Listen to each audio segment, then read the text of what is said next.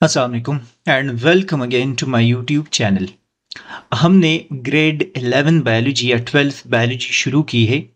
National Book Foundation जो book है Federal Board के लिए वो मैं फॉलो कर रहा हूँ। उसका जो टेक्स्ट है बुक के अंदर जो टेक्स्ट लिखा है एग्जैक्टली वही मैं समझाने की कोशिश करूँगा।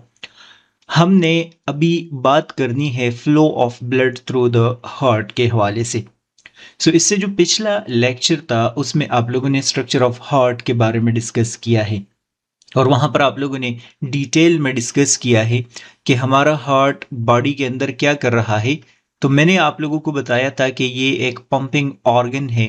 इसका काम होता है बॉडी के अंदर ब्लड को पंप करना, पूरे जितने भी ऑर्गन्स मौजूद है वहाँ पर ब्लड को पुश करना ताकि उनको ऑक्सीजनेटेड ब्लड मिले। और आप लोगों ने डिस्कस किया था कि वहाँ पर सेलुलर रेस्पायरेशन प्रोसेस हो, दूसरे अल्फाज में एरोबिक रिस्पायरेशन प्रोसेस होता रहे। हमने इस वाले लेक्चर में बहुत ब्रीफ लेक्चर होगा, छोटा सा लेक्चर होगा। इसमें हमने ये डिस्कस करना है कि ये जो ब्लड फ्लो है हार्ट में ये कैसे हो रहा होता है, कौन से चैम्बर से ब्लड कौन से में जाता है एंड सो ऑन। बहुत ही सिंपल सा लेक्चर है। जो चीजें मैं इसमें बताऊंगा पेपर में वही आएंगी। बुक के अंदर फर्स्ट लाइन जो डिस्कस किया है लिखा है The superior vena cava and the inferior vena cava, both carrying deoxygenated blood, enter the right atrium. ये वाला बहुत ही सिंपल सा एमसीक्यूज है, आसान सा एमसीक्यूज है, लेकिन सेवरल टाइम्स एग्जामिनर आप लोगों से पूछ चुके हैं कि हार्ट का कौन सा चैम्बर डीऑक्सीजनेटेड ब्लड रिसीव करता है। तो आप बोलेंगे कि डीऑक्सीजनेटेड ब्लड हमेशा राइट एट्रियम में रिसीव हो रहा होता है। कहाँ से आता है आप डिस्कस करेंगे कि deoxygenated blood superior vena cava और इंफीरियर वेना केवा में आ रहा होता है। तो अगर आप लोग डायग्राम की मदद से इसको अंडरस्टैंड करना चाहे तो ये जो आपको नजर आ रहा है ये सुपीरियर वेना केवा है, ये वाला जो आपको नजर आ रहा है ये इंफीरियर वेना केवा है। इन दोनों के अंदर डीऑक्सीजनेटेड ब्लड ट्रेवल कर रहा होता है और ये जो चैम्बर आप लोग देख रहे हैं ये राइट एट्रियम है, इसमें ब्लड पहुंच गया। अगर पेपर में आप लोग डायग्राम अच्छे से नहीं बना सकते तो आप यहाँ पर ये वाला फ्लो चार्ट बनाए कि superior and inferior vena cava में ब्लड आता है और ब्लड कहाँ की तरफ जा रहा होता है, राइट एट्रियम में ये आता है। एग्जामिनर ये बिल्कुल पूछ चुका है, ये बहुत फेमस एमसीक्यूज पास्ट पेपर के लिहाज से रहा है। The right atrium sends blood through the tricuspid valve to the right ventricle. अब आप लोग डिस्कस करेंगे कि ये जो डीऑक्सीजनेटेड ब्लड यहाँ राइट एट्रियम में मौजूद है ये यहाँ राइट वेंट्रिकल के अंदर आएगा, इस एरिया में अब ये ब्लड पंप हो जाएगा। लेकिन पास कहाँ से होगा, ये जो आप लोगों को व्हाइट नजर आ रहा है this one you need to remember is called tricuspid valve. So right atrium से राइट वेंट्रिकल में जो ब्लड फ्लो हो रहा होता है वो पास होता है कहाँ से, ट्राइकस्पिड वाल्व से पास हो रहा होता है। अगर फ्लो चार्ट के अंदर आप लोग देखेंगे ट्राइकस्पिड वाल्व से ये ब्लड पास हो गया, कौन से चैम्बर की तरफ चला गया है, राइट वेंट्रिकल की तरफ आ गया है। ये वाला आप लोगों को जो पूरा रीजन नजर आ रहा है ये राइट वेंट्रिकल है। आगे डिस्कस किया है the right ventricle sends blood through the pulmonary semilunar valve into pulmonary trunk and the two pulmonary arteries to the lung. लिखा है कि इस राइट वेंट्रिकल से अब ये जो ब्लड है ये पंप होगा, कहाँ की तरफ पंप होगा। तो सबसे पहला पॉइंट जो डिस्कस किया है कि पल्मोनरी ट्रंक की तरफ पंप होगा। ये जो आप रीजन देख रहे हैं इसको हम नाम देते हैं पल्मोनरी ट्रंक। ये जो बिगर पार्ट यहाँ पर बना है ये पूरे का पूरा आप लोगों को पल्मोनरी ट्रंक नजर आ रहा है। पल्मोनरी ट्रंक की तरफ जब ब्लड एंटर होगा तो आप देख ले यहाँ पर ये स्ट्रक्चर आप देख रहे हैं व्हाइट कलर के, इन स्ट्रक्चर्स को हम बोलते हैं पल्मोनरी सेमिलुनर वाल्व। जिस तरह ब्लड यहाँ पर राइट एट्रियम से राइट वेंट्रिकल में जा रहा था तो ट्राइकस्पिड वाल्व से पास हो गया था, बिल्कुल ऐसे ही जब ये राइट वेंट्रिकल से यहाँ पर पल्मोनरी ट्रंक की तरफ जाएगा तो पल्मोनरी सेमिलुनर वाल्व की तरफ जाएगा। ये आपको व्हाइट कलर के पल्मोनरी सेमिलुनर वाल्व नजर आ रहे हैं।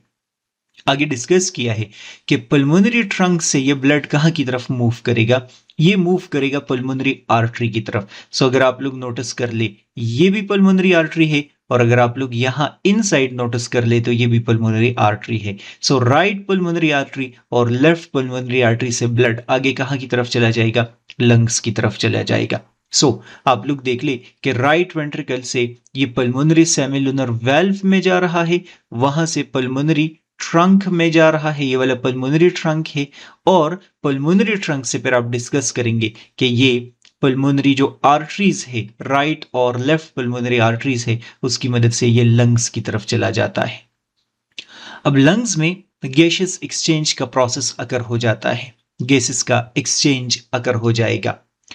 4 pulmonary veins carrying oxygenated blood from the lungs enter the left atrium। अब चूंकि यहां पर लंग्स के अंदर गैसियस एक्सचेंज का प्रोसेस हुआ है, ऑक्सीजन वहां पर ऐड हुआ है, तो अब ऑक्सीजनेटेड ब्लड आप लोग डिस्कस करेंगे कि क्या होगा, रिटर्न होके आएगा। एमसीक्यूज के लिए आप लोगों को पता होना चाहिए कि जो ऑक्सीजनेटेड ब्लड है वो पल्मोनरी वेन्स की मदद से आ रहा होता है। पल्मोनरी वेन वाहिद वेन है जिसमें ऑक्सीजनेटेड ब्लड होगा, and pulmonary artery Wahid artery है जिसमें डीऑक्सीजनेटेड ब्लड होगा।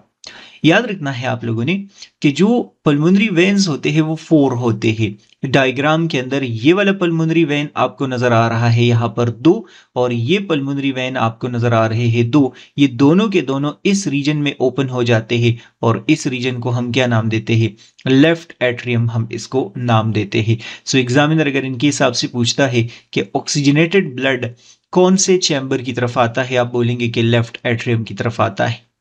कहां से आता है? पल्मोनरी वेन की तरफ से। पल्मोनरी वेन कितने हैं? 4 होते हैं। कहां से आते हैं? ये लंग्स से आते हैं। और कौन सा ब्लड लेके आते हैं? ऑक्सीजनेटेड ब्लड लेके आते हैं। आप देख ले कि पल्मोनरी वेन की तरफ क्या हो गया है? ब्लड यहां पर आ गया है। कौन से चैम्बर की तरफ आ गया है? लेफ्ट एट्रियम में। ये वाला आपको लेफ्ट एट्रियम नजर आ रहा है।